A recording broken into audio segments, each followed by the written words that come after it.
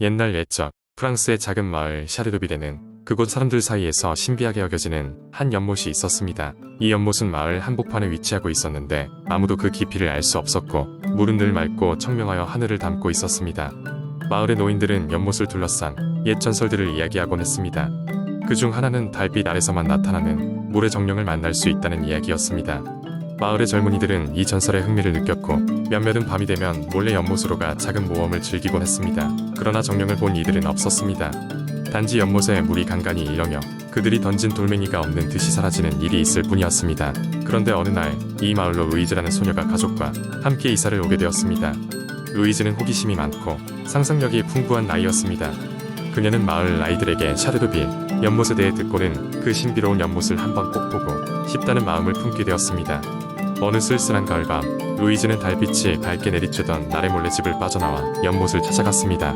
그녀는 조심스럽게 연못에 다가가 물에 비친 자신의 모습을 들여다보았습니다. 반짝이는 물결 사이로 그녀는 이상하게 긴 머리를 가진 여인의 모습이 자신을 바라보고 있는 것을 보았습니다. 깜짝 놀란 그녀는 물러났지만 신기한 기운에 이끌려 다시 가까이 다가갔습니다. 그 순간 물속의 여인이 미소를 지으며 조용히 말했습니다. 두려워하지 마세요, 아이야. 나는 이 연못을 수호하는 물의 정령이랍니다. 아무도 이곳을 보살피지 않으면 연못도 사라지고 말 것이기에 나는 이곳에 머물러 있죠. 루이즈는 조금씩 안정을 찾으며 정령과 이야기를 나누기 시작했습니다.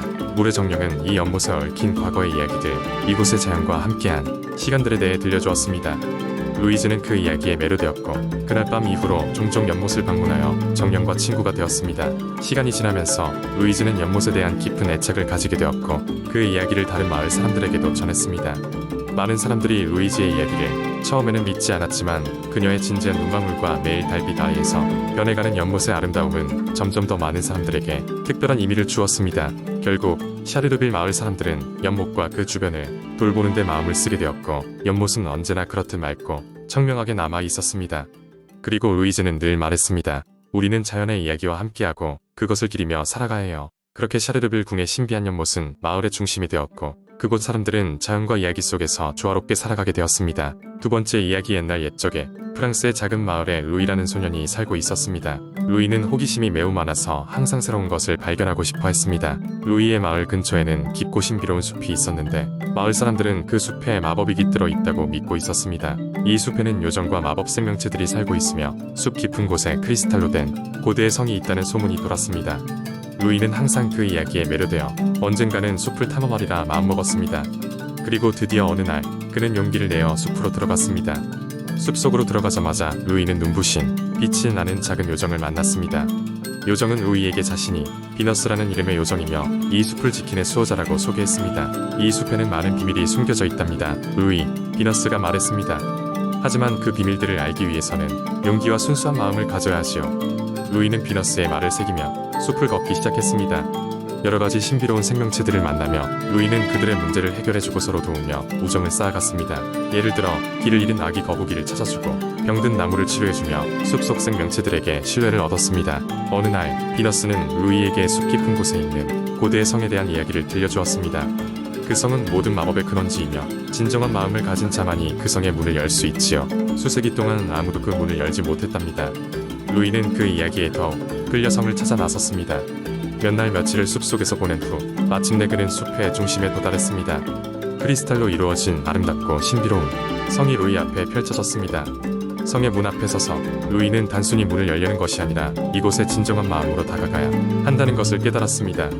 그는 눈을 감고 자기 자신과 주변의 모든 것에 진실한 마음을 품고 성문을 바라보았습니다. 그러자 크리스탈 성의 문이 서서히 열렸고 루이는 성 안으로 들어갈 수 있었습니다. 성 안에는 믿을 수 없을 만큼 아름다운 마법의 세계가 펼쳐져 있었고 그곳에서 루이는 마법에 대한 깊은 이해를 배우게 되었습니다. 시간이 흐르고 루이는 숲을 나와 자신의 마을로 돌아갔습니다. 그는 마음속에 숲과 그 안의 친구들 그리고 마법의 지혜를 간직하며 마을에 더 큰 기적과 행복을 가져다 주었습니다. 마을 사람들은 루이를 존경하며 그가 가져온 평화와 조화를 귀히 여겼습니다. 그리고 지금도 루이와 비너스가 이끈 마법의 숲속 이야기는 프랑스 전역에 걸쳐 전해지며 사랑받고 있습니다. 어린이들에게는 용기와 진실한 마음의 중요성을 가르치며 어른들에게는 순수함을 잃지 않는 삶의 가치를 일깨워줍니다. 그리고 숲은 여전히 그 자리에서 다음 진정한 마음을 가진 탐험자를 기다리고 있습니다. 세 번째 이야기, 옛날 옛적 프랑스의 작은 마을 가장자리에 루이라는 이름의 어린 소년이 살고 있었습니다. 루이는 호기심 많고 항상 새로운 모험을 찾는 소년이었습니다. 그의 집 뒤편에는 모든 마을 사람들이 신비롭고 마법적으로 여기는 숲이 있었는데 사람들은 그 숲에 대해 말할 때면 늘 조심하라고 했습니다. 전설에 따르면 그 숲은 수백 년 전부터 존재했고 마법의 존재들이 살고 있다고 했습니다. 어느 날 루이는 숲의 비밀을 탐험하고 싶은 마음을 참을 수 없게 되었습니다. 그래서 그는 조용히 아침 일찍 집을 나섰습니다. 머리를 알맞게 썰어가면서 쉽지 않은 여행을 떠났습니다. 숲에 들어서자 루이는 기이한 소리를 듣기 시작했습니다. 그것은 나뭇잎 속삭임 같기도 했는데 곧 들려오는 음악 소리로 변했습니다. 그 소리는 그를 더욱 깊은 숲속으로 이끌었습니다. 숲의 중심부에 이르렀을 때 루이는 눈앞에 펼쳐진 광경에 놀라움을 감출 수 없었습니다. 거대한 나무들의 사이로 커다란 호수가 있었고 그 중심에는 아름다운 섬이 떠 있는 것이 보였습니다. 섬에는 빛나는 꽃들이 피어 있었고 그들 사이로 신비로운 생물들이 자신들의 일에 몰두하고 있었습니다. 호기심에 사로잡힌 루이는 그곳을 더 자세히 보고 싶었습니다. 그 순간 따뜻하고 친근한 목소리가 그의 옆에서 들렸습니다. 안녕, 루이. 그가 돌아보니 눈부시게 빛나는 요정이 그를 바라보고 있었습니다. 그 요정은 루이에게 자신이 이 숲의 수호자이며 그에게 특별한 임무를 주고 싶다고 했습니다. 요정은 설명했습니다. 이 마법의 숲은 우리 모두의 고향이지만 최근 이곳은 점점 잊혀지고 있습니다. 이 숲에 깃든 모든 생명의 이야기를 기억하고 사람들에게 전해줄 자가 필요해. 너라면 이 일을 해낼 수 있을 거야. 루이는 그 임무를 기쁘게 받아들였습니다. 요정은 그에게 작은 손목에 착용할 수 있는 빛나는 팔찌를 건네주며 말했습니다. 이 팔찌는 너에게 이야기를 기록할 수 있는 능력을 줄 거야. 이를 통해 사람들에게 우리의 이야기를 전해줘. 루이는 팔찌를 착용하고서 마법의 숲을 탐험하며 그곳의 비밀과 아름다움을 기록하기 시작했습니다. 시냇물의 노랫소리, 나무 위에서 춤추는 달빛 정령들, 그리고 할머니 나무가 들려주는 오래된 이야기들까지. 이렇게 수많은 날과 밤을 숲속에서 보내며 루이는 각양각색의 전설들과 신화를 모았습니다. 각 이야기는 모두 그들만의 독특한 마법을 가지고 있었습니다. 특히 루이는 숲의 가장 깊은 곳에서 아주 오래된 전설을 발견했습니다. 그것은 마법의 숲이 탄생하기 전의 이야기였고 숲을 지키기 위해 빛의 시종들이 처음 등장했던 시절의 이야기였습니다. 이 이야기는 마을 사람들에게 전해져야 할 가장 중요한 이야기였습니다. 루이는 그 이야기를 마을로 돌아가 사람들에게 전했습니다.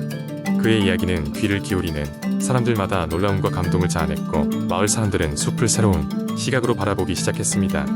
루이는 마법의 팔찌를 통해 수집한 이야기를 통해 마을과 숲 모두에게 평화와 새로운 이해를 가져다 주었습니다. 그의 이야기는 세대를 이어 전해졌고 루이는 시간이 흘러 어른이 되어도 언제나 그의 모험을 기억했습니다. 그리고 그는 사람들에게 숲의 중요성과 그것이 우리의 상상력과 삶에 불러오는 마법에 대해 끊임없이 말했습니다. 그렇게 루이는 마법의 숲과 영원히 연결된 사람이 되었습니다. 네 번째 이야기. 옛날 옛적 프랑스의 어느 작은 왕국에 아름다운 공주가 태어났습니다. 왕과 왕비는 오랫동안 간절히 기다려왔던 이 아이의 탄생의 기쁨을 감추지 못했고 그녀의 이름을 오로라라고 지었습니다. 오로라의 탄생을 기념하기 위해 성대한 잔치가 열렸고 온 왕국의 귀빈들이 초대되었습니다. 이 잔치에는 왕국의 마법사들도 초대되었고 그중 선한 마법사 3명이 오로라에게 특별한 축복을 주었습니다. 첫 번째 마법사는 공주에게 똑똑함을, 두 번째 마법사는 용기를, 세 번째 마법사는 아름다움을 축복으로 주었습니다.